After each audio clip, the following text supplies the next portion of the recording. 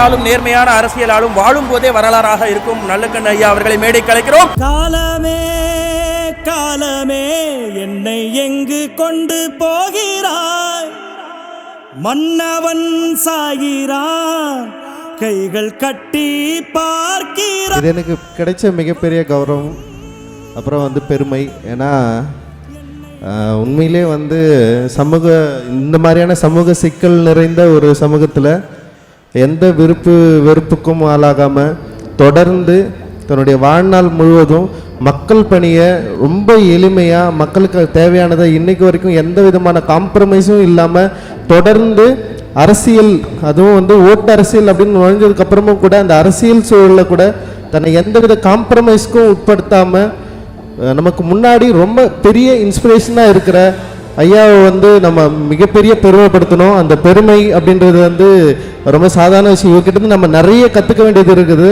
அந்த கற்றுக்கிறதுல இருந்து தான் நம்முடைய அரசியலே ஸ்டார்ட் ஆகுதுன்னு நான் நினைக்கிறேன். அவருக்கு இந்த விருதை தரதில் எனக்கு மிகப்பெரிய மகிழ்ச்சி.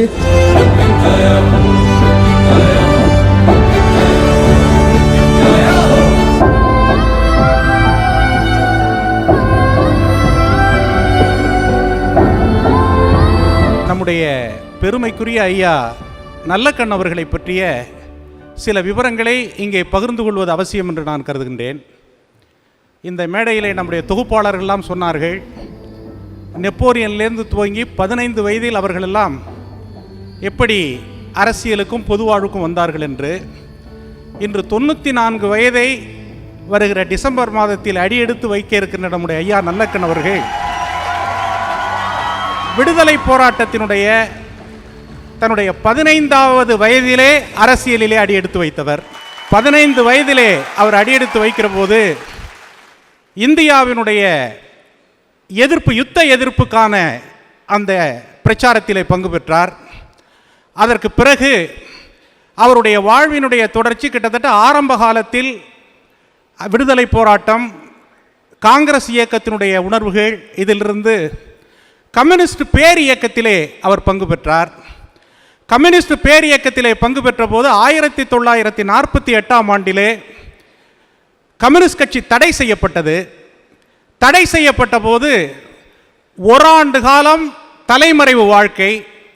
தமிழகத்தில் இருக்கக்கூடிய முக்கியமான காவல்துறையை சார்ந்தவர்கள் எல்லாம் இவரை எப்படியாவது பிடித்துவிட வேண்டும் என்று சுற்றி சுற்றி வந்தபோது ஓராண்டுகள் இவரை காவல்துறையால் பிடிக்க முடியவில்லை. இந்த திரைப்படங்களிலே நாம் பார்க்கின்ற காட்சிகளை விட ஒரு தீவிரமான காட்சி. 1948ஆம் ஆண்டு டிசம்பர் மாதம் 20ஆம் தேதி புளியங்குளம் என்கின்ற இடத்திலே இவர் கைது செய்யப்பட்டார். இவர் கைது செய்யப்பட்ட போது நீங்கள்லாம் சொன்னால் ஆச்சரியப்படுவீங்க, அவருடைய கையில் 2 வெடிகுண்டு இருந்தது.